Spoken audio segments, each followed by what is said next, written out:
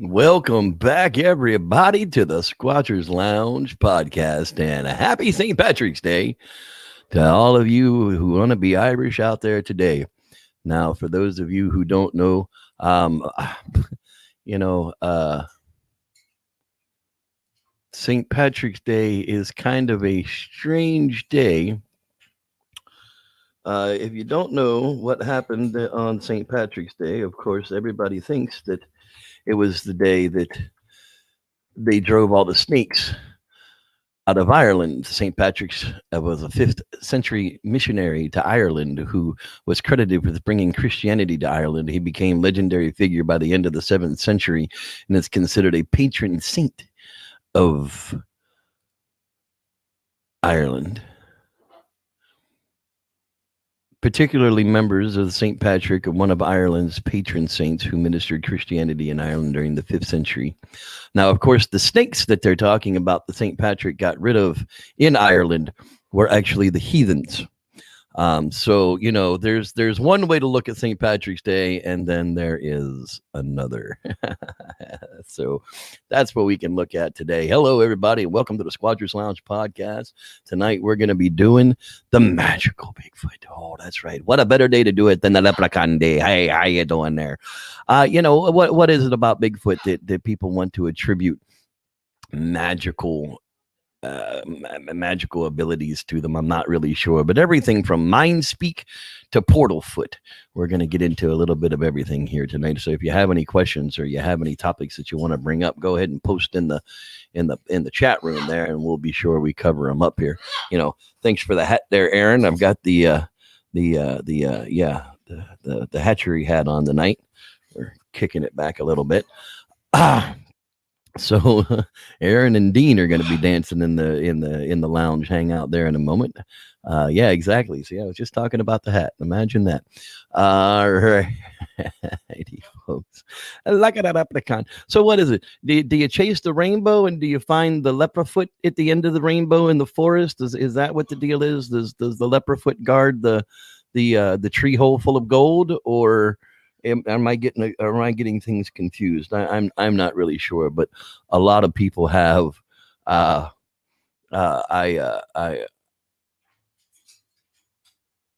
guess we start out with mind speak. Mind speak was probably the first real magical attribution that Sasquatch was given. What exactly is mind speak? Well, mind speak is the ability for a Sasquatch creature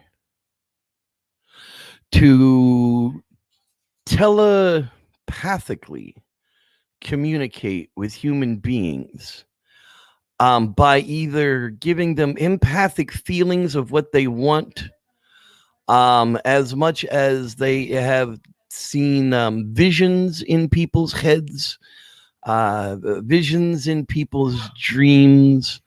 But the thickest of the mind speak is literally where people sit in the woods and act like they've got some ability to communicate with a supernatural being called Sasquatch in the woods, and they have conversations with them. My parrot is a little mouthy tonight, and he's probably going to end up being covered, but we're going to try and get through it a little bit. Anyhow, mind speak. I'm not real sure where we are on the fence with mind speak. I obviously I don't believe in telepathic communication of anything. I've never seen it firsthand. I've never experienced it firsthand. I've talked to some people who think that they've experienced it firsthand, but I'll be honest with you, those people are mostly kooky. I hate to say that, but it's the absolute truth. And so sometimes kooky people are right. I'm not saying that it doesn't ever happen, ever, but yeah, you kind of get my point. What exactly do we do with people who just demand that mind speak is real? Let them believe what they want. That's what we've got. That's what we have to get down to in the Bigfoot community anymore. Is we literally have to start to just let people be stupid. All of the information is out there. All of the counter arguments are out there. All of the evidence versus non-evidence is out there on MindSpeak. If somebody has an ability to do MindSpeak, I have a real simple test for you to do. Very, very simple test for you to do. Take a ball, a green ball, put it somewhere in the woods. Then MindSpeak to your Bigfoot where that ball is and where you want him to put it. Then show us that the ball is no longer in the place that you put it, and it is in the place that you did put it, and there better be some damn Bigfoot tracks leading between the two places. That's what I can say about MindSpeak. But seriously, if you can MindSpeak to Bigfoot, you should be able to. That's something that should be provable. That's absolutely something that you should be able to prove by doing a simple test such as that. Anybody that claims they can talk to any kind of animal. That was one of the things that was kind of screwy about the Bigfoot North with Dr. Jeff Meldrum and Todd Standing and whatever that chick's name who claimed to be an interspecies communicator. Meldrum still looks at that body of work as one of the best representations of the Bigfoot community and hard work in the Bigfoot field was Bigfoot North with Todd Standing. He still won't say that he doesn't support Todd Standing. He still won't say that he doesn't support the videos that he released. He still won't say that the videos are fake. I mean, he still says that there's a chance that Muppet Foot could be real. How do you know? Have you ever seen a Bigfoot? Well, actually, yes, Dr. Meldrum, I have seen a Bigfoot, and you know what it looked like? It looked like a Bigfoot. It didn't look like a Muppet. It didn't look like a dead flocked Muppet with taxidermy eyes. Anyhow, back to MindSpeak, interspecies communication. You would think that would be the case. That like I said, it would be real simple to prove telepathic communication with any kind of animal. Your dog, can you talk to your dog's mind? Cool. Tell him where the ball is. Tell him to bring it to you. That's pretty simple, right? I mean, if you can actually talk to the dog and the dog can actually understand you, you should be able to get out in the yard and knock over the bowl and pick up the ball and bring it back to you. But we all know that doesn't really happen. Actually, Aaron, Blinky is the other one with the really cool haircut. You know, the slick back hair and the, ready to be on camera, doesn't move for 8 resets of the camera. Okay, stay still there, Blinky. It's non-Winky is the one I was talking about with the flocked dead eyes and the Muppet face on it. The horribly repaired lip. It's like he's got a cleft lip. He's like the Joaquin Phoenix he's like the Joaquin Phoenix of Bigfoot. I mean, who exactly does the cleft palate repair in the Bigfoot world there, Dr. Meldrum? But the best body of work I've ever done is probably the Bigfoot North. God, that doesn't say much for your foot presentations that you've been doing for the last 30 years, does it? Oops. Did I say that out loud? Anyhow, it's well known in the Bigfoot community that Dr. Meldrum and I are not friends. Yeah. Anyhow, what would be next up on the agenda after MindSpeak? I guess it would come down to, the next supernatural ability that you hear most of would be Hadouken. Yeah, or the sonic. No, God bless it, damn it. Where they can hit you with the sound waves and make you scared and hurt you. Damn it, I can't think right now. What is that? God bless it. Come on, elephants do it, tigers do it. Somebody help me out here. There's the sonic boom. It's not a sonic boom though. It's a infrasound. There we go. Haha. There you go. Your hobo man finally got it. That's the one. There we go. Infrared? No, not quite infrared. Infrasound. Yeah, the infrasound attacks. That would be the next thing that you hear on the mystical attacks. But you know what we're gonna do? we are going to take a quick break and we are going to listen to a quasi from Mr. Dean Cooper. And I'm going to put that parrot undercover. So give me just a couple of minutes and enjoy this Quasi Rewind from a quasi scientist. And now, Quasi Theories from a quasi scientist with your host, Dean Cooper. Sewers. The subject of sewers was recently brought to my attention. What brought the subject to my attention was the sewage in my basement. What put the sewage in my basement was threefold. Firstly, a whole lot of rain. Secondly, an invasion of my sewer pipe by tree root. And thirdly, but most importantly, a break in the sewer pipe running from my house to the main sewer out in the street, preventing the complete removal of said tree roots until such time as said broken pipe could be fixed. Needless to say, the pipe was fixed as rapidly as possible, the remaining cloggage was removed, and my basement became sewage-free. This was not my first encounter with public sanitation systems. That first encounter occurred decades ago in the summer of 1968. While others of my generation were celebrating the summer of love, I experienced a summer of sewage. I had a summer job with the village water and sewer department. The most memorable part of that job was shoveling the euphemistically named sludge from the city sludge beds. What was that sludge composed of, you may well inquire? It was the solids, as they were equally euphemistically named, the solid portion of the sewage after it ran through the whole treatment process. It was poop. It was cellulose fibers from the toilet paper. It was a lot of hair. It was a lot of other less mentionable items that had been flushed down the toilets of the town. Items that were particularly durable, being made of rubber, and I don't mean rubber duckies. That said, the treatment process resulted in a product that smelled, but not in a bad way. It smelled like wet dirt. But then, good dirt is mainly worm and bug poop.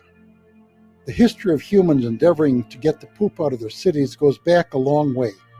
The Indus River civilization in India had complicated sewage disposal systems as early as 2350 BCE. In the city of Lothal, all houses had a toilet connected to a covered sewer, with water running through it to conduct the waste to either streams or more commonly cesspits. The Babylonians used baked clay pipes as early as 4000 BCE to conduct sewage out of their cities. The Minoans, the ancient Greeks, the Mayans, and the ancient Chinese all had covered sewage pipes of one sort or another.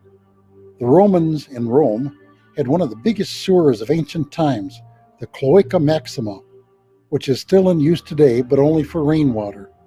Cloaca Maxima, oddly enough, means big sewer. The public toilets and baths dumped into it. Later Europeans usually just had outhouses, private and public, that used pits and had to be shoveled out when full. Users of these outhouses were encouraged to urinate into buckets, which were emptied into vats.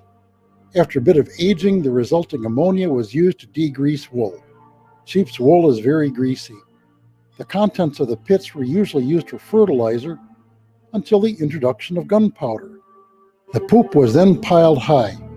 As it aged, the poop produced saltpeter, that is to say sodium nitrate, the component of gunpowder that produces oxygen very rapidly when ignited. What may have come out explosively in the outhouse became even more explosive later. With that incendiary sentence, I will end this quasi. I'm feeling a bit flushed. You may read the text of this on my blog at bydean.com. That's BHAIDIN.com.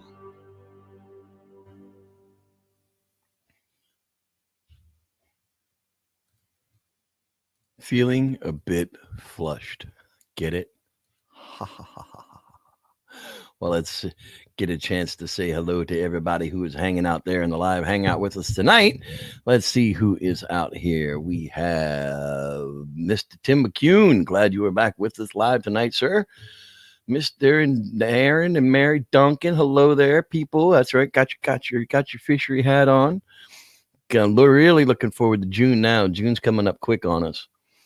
Jeremy Crotio, what's happening, buddy? Glad you are with us. Then there's the quasi man himself, Mr. Dean Cooper. Top of the evening to you. Let's see. There's that weirdo Jeffrey Kelly. He's always in here every single week. Damn guy. Don Rife, the Viking himself. Hello, sir. Glad you are with us. Mr. Fang. I get stuck on threes. Kevin K, 2008. Hello from South Central Idaho. You know how to you know how to tell which one of the beauty contestants is a prostitute? She's the one that wears a sash that says Idaho. Get it? Oh, is that off-color joke? I might get canceled now. God. Sorry. There's nothing wrong with Idaho. I like Idaho. I could have moved. I wished I could have moved to Idaho. I'd have been smarter about it. There he is, the Rod Dupree, the Reverend Rod Dupree. He's always in the place to be. There's Miss Bella Allegria. Well, we're sorry to hear that you have to go back into chemo, Miss Bella, but we'll keep you in our prayers and, send all the good juju we can for you. There we go. Mr. Your Hobo Man 5 is back in the house. Hello there. Lance Windsor, the Great White Hunter from the Great White North. Obsidian Radio is back in the house tonight. Hello there, Obsidian Radio. Radio on my radio. Mr. Drew from California Picking is in the house as well. If I didn't say your name, it's because I didn't see it. And if you didn't say hi to me, I can't say hi to you. So, because I don't know you're there. It's kind of hard to know if you don't say hi in the chat room. No one's going to bite your head off. We're actually a non-toxic environment. Can you imagine that? A non-toxic environment. It's kind of strange.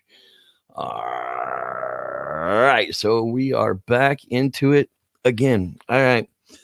Yeah. Infrasound. Okay. So apparently elephants and tigers have the ability to scream infrasound notes while they release their roars and trumpets. Now, that's great. I don't have a doubt that happens. I mean, they've recorded them, they've isolated them, they've shown that they're there. It's below the human hearing, so we can't really detect it or hear that it would know it was there. And the only thing that we would be capable of doing would be like feeling it. You would have to feel that brown note. Now, according to World War II documents and the Nazis, they were close to finding a brown note weapon that they would be able to broadcast over loudspeakers and make the enemy shit themselves. By the way, shitting yourself means that this is a PG-13 show. If you're under the age of 13, go ask mom and dad's permission. If you can watch the fucking show, they probably won't fucking care. But yeah, so all right, so now we've got infrasound, and the people attribute, Bigfoot's got infrasound. He can attack you with his roar. Now, I've gone to a lot of zoos. I watch I watch way more nature shit on TV than I probably should. I watch hunting shows. I watch shows about, animal conservation. And I've never once heard anybody get sick or hurt from a tiger or an elephant's roar. Just saying. I've been at the elephant paddock for hours sometimes because they're one of my favorite things to see at the zoo. I'll go spend an hour and a half just watching the elephants walk around and trumpet and make noises. And sometimes they're mad, sometimes they're not. But my point being is in the history of anything, has anybody out there ever heard of anybody actually being hurt or stunned or made to puke by an elephant or a tiger, even in the wild?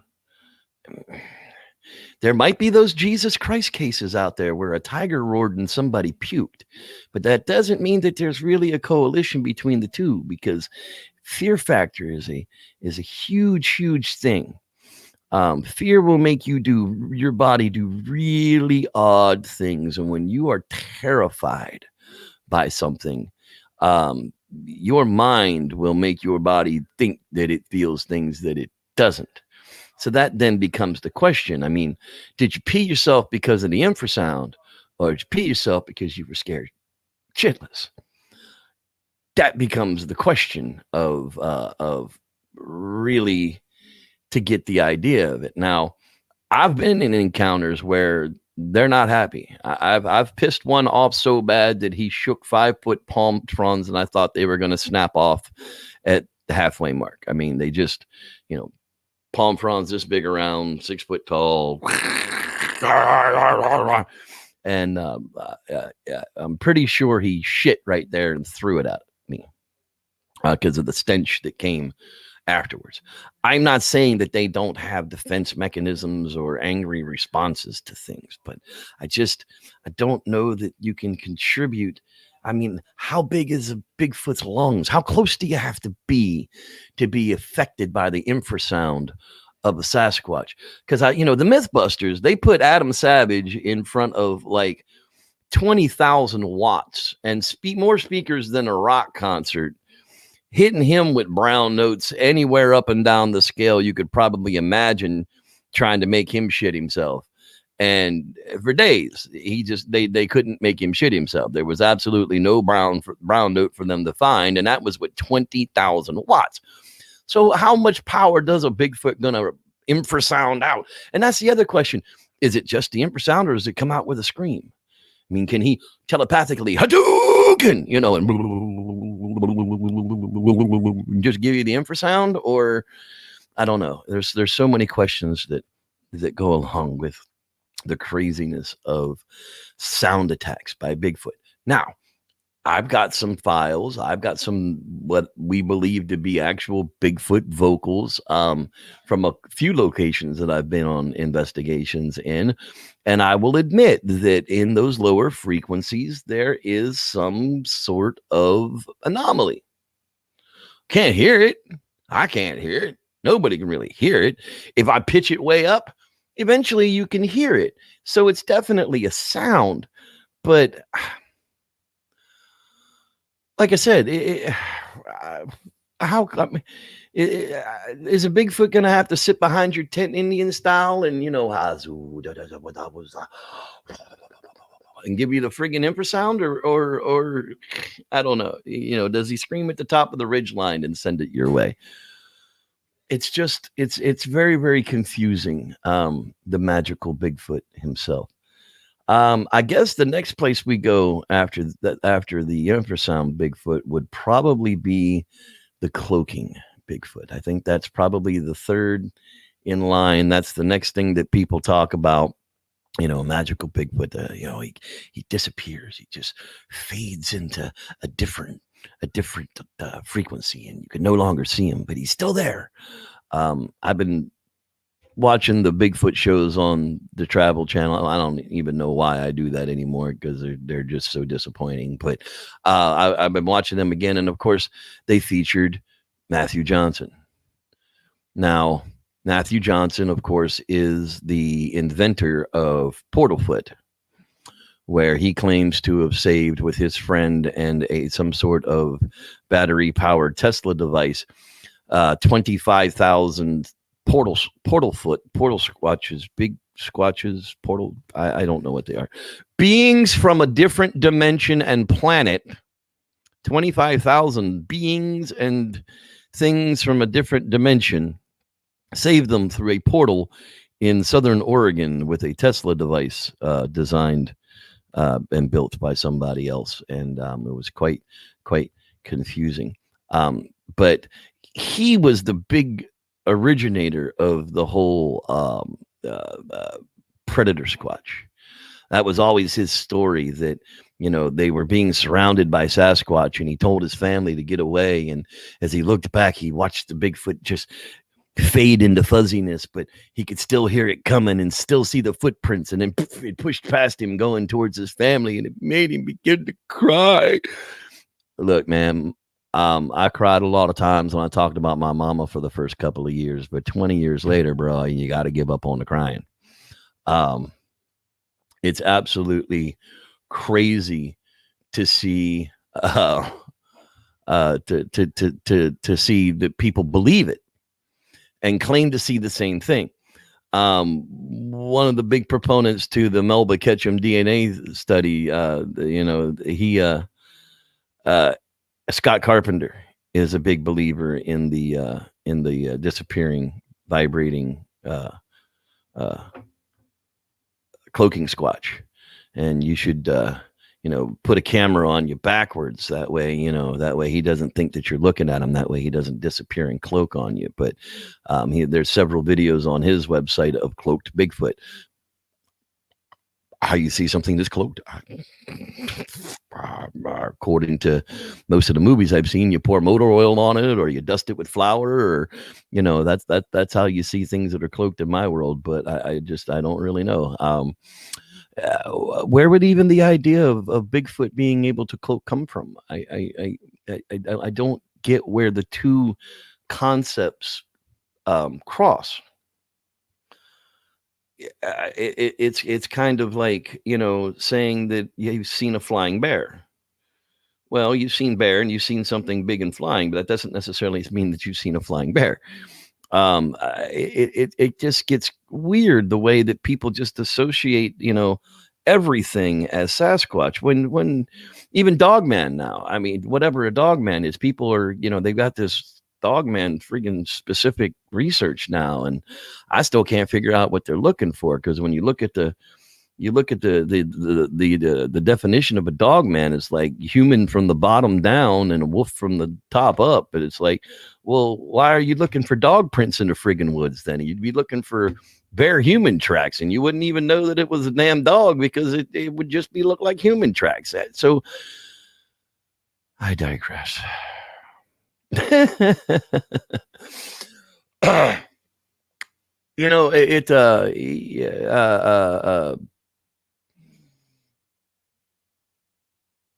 Dean was talking about the infrasound seems to confuse small prey animals, but is that the infrasound, or is that the giant predator scream that's terrifying the small animal? Fear is a powerful thing too. I don't know that it stuns anything. It might just be something that's an anomaly, but I don't know how you would prove that. I guess you'd have to isolate that infrasound frequency and be able to weaponize it. That would have to be able to be a thing. You'd have to be able to weaponize that tiger's infrasound to confuse prey animals, or to confuse animals with it. You should be able to isolate that sound, put it into some kind of a stereo projection, and project it out on prey animals and see if they're stunned or scared or confused. I don't think that would be a very difficult thing to prove, but nobody's actually done that. So, the whole predator squatch is just so damn weird. The disappearing cloaking squatch, I just don't understand. So now, how do you hunt for something that can disappear? See, that becomes the problem with most of these magical attributions to Bigfoot is, how do you seek something that is interdimensional? How do you just get lucky when the portal shows up? You don't take a picture of your croc with a flashlight going around. I just, it's kind of strange. The whole interdimensional thing. I'm not saying that Dr. Johnson didn't see something in the woods, that may have been interdimensional, but why is it Bigfoot? That's what maybe you are seeing these hairy beings that are doing these things that you're attributing to them, but why is that Bigfoot? Bigfoot has always been a terrestrial ape of some sort, living, all over the real world. But I mean, for the most part, what we're talking about is the American Bigfoot, living in the deep woods away from human beings, leaving physical footprints, eating, leaving, being captured on film, not video, not anything that could be reproduced or manipulated at the time, on actual film.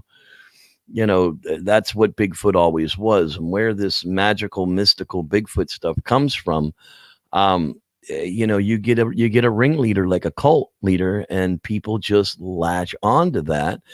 And then if you don't believe them, then you're discriminating against them. You're against them. You don't believe them, so you must be against them. And that's not necessarily the case. I think, like I said, where we get back to the beginning of the show, we pretty much have to kind of let people believe what they want to believe, but don't allow them to push you to believe it too. Don't say that you must believe what I believe, because I can only believe what I believe. I'm one of them people that I kind of need to see it, feel it, touch it, experience it before I know what the truth of it is.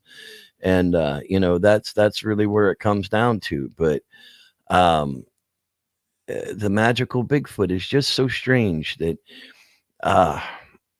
it's not even Bigfoot attacks. You would think that it would be Bigfoot attacks. You would think that it would be, the scary Bigfoot in the woods. You would think that those would be the stories that people want to tell. But instead, this magical being who disappeared sat and spoke kumbaya in my ear while we mind spoke about all the pretty fishes in the sea.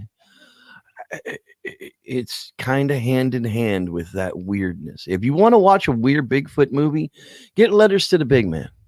That literally sums it up for weirdo friggin' Bigfoot movies. It's like it's almost interspecies erotica without having sex. It's very, very weird and very, very strange. And we all come from outer space anyhow. So who knows who's absolutely right? But I'm still looking for the terrestrial Bigfoot on the ground, and I'm going to continue to look for that. So, as we get through these magical Bigfoot stories and the encounters and that kind of stuff, you just got to chalk them up with a grain of sand, just like the guy who found the piece of gold that weighed 13.5 ounces, but lost it on his way back to his car. Because that kind of stuff just doesn't happen. We'll say hi to Travis Bumpy because he came in late. And now we're going to wrap up this edition of the Squatchers Lounge podcast with another Bigfoot campfire story. That's right. I've got some new ones in the work here, working on the book and trying to get healthy, and doing everything else is definitely a challenge, but my health is working on it. I'm getting back in order. I'm pretty much evened out on weight. Medication is starting to kind of even out. It's not the greatest in the world, but we're getting by it. Other than that, we're pushing on. Pi Camp Out, the annual Pi Camp Out will be coming up in September this year. September, I believe it's going to be the last week of September this year. We actually had to run it a little late due to some situations at the camp. But with that, I will see you guys next week. And in the meantime, may the Squatch be with you.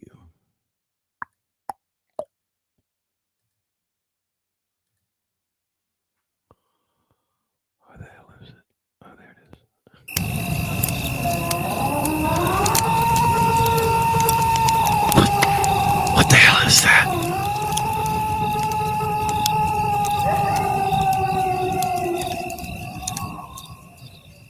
I don't know about you, but I'm pretty sure that was a Bigfoot.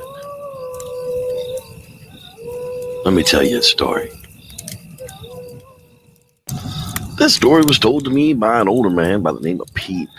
Now, Pete was a farmer that lived up on the hill from my uncle, and he claimed to have several strange visits a few times a year. This was one of those visits. The wife and I had been out walking the fence line, checking for breaks in the barbed wire fence. Every fall around Thanksgiving, we ended up finding several breaks in the wire. We had been out most of the morning, and so far everything was fine. But when we got to the top of the ridge, sure enough, it was plowed down. Not broken or cut, like something just stepped right on it and knocked it down, posts and all. Odd to say the least, but that was just the start of the odd things that day.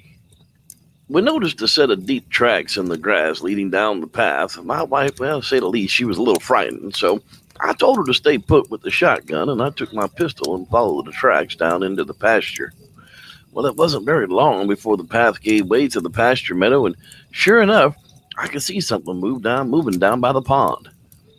I pulled up my field glasses to get a better look, and I caught a glimpse of some turkeys moving down towards the pond. And sure enough, something else was watching them too. Well, holy sheep shit, that's a little Sasquatch. That thing ran up so fast behind one of them female turkeys and just snatched her up by the neck and ran into the woodline by the pond. Well, I couldn't believe my eyes. No way anything moved that fast. I say it was a little one because it didn't look to be but 4 or 5 feet tall. Well, it went down on all fours and tore off after that turkey. Well, I stalked around the meadow's edge hoping to get another look at it.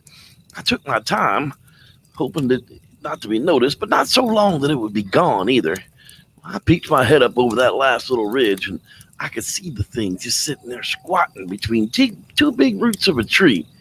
He had that turkey just torn into pieces, feathers kind of stacked in piles to the side, not strewn about. He was yanking on the meat, just eating it with his hands. Well, it wasn't all that big, covered completely in hair, kind of goofy long arms, kind of made it look comical. It kept turning its hips to look over its shoulder as it tore and ate at the flesh. The head was kind of set into the shoulders, very little if no neck whatsoever, and low grunts came from it as it ate and looked around. But I backed down from the ridge, and stupid me cracked a stick, and, well, I went to get a little better position. Just as I did, a strange whoop, like a monkey at the zoo. I heard it running off. As I got back to the top where I could see it, I noticed a slightly bigger one had joined it running through the meadow. They were both on all fours, just tearing towards the far wood line. They disappeared out of sight. Well, that's when I realized they were heading towards the wife. Well, I picked up, started running towards her where I left her, and pretty quick, that's when I heard her scream and the shotgun go off. Well, I quickened my pace and I found her off to the side where I'd left her. She said 2 little hairy men and a big hairy naked woman come running up the hill. When she saw them, she screamed and pulled the trigger. The blast went off into the air and scared them off. She said sure enough they were gone so fast she'd never even seen that they were coming or where they went to. Well, it was time to fix this fence and get the hell back to the house, that was for sure. We went ahead and reloaded the shotgun, and the wife sat there and stood watch while I put the fence back up. I swear for the first 10 minutes or so, something was just out of sight making noises and talks and sticks towards us. It was like watching a gorilla at the zoo when they're pissed off. Well, I finished up quick enough, and the wife and I kind of hightailed it back to the house. I'd always wondered what was visiting us, but I wasn't really sure.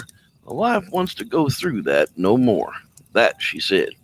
Since then, she sends our son Joe out with me to phone the fence walks to make sure we get them fixed up soon enough. Well, Pete and his wife got an eyeful that day. Be careful of the answers that you seek. Sometimes the questions are best left unanswered. Thanks for listening.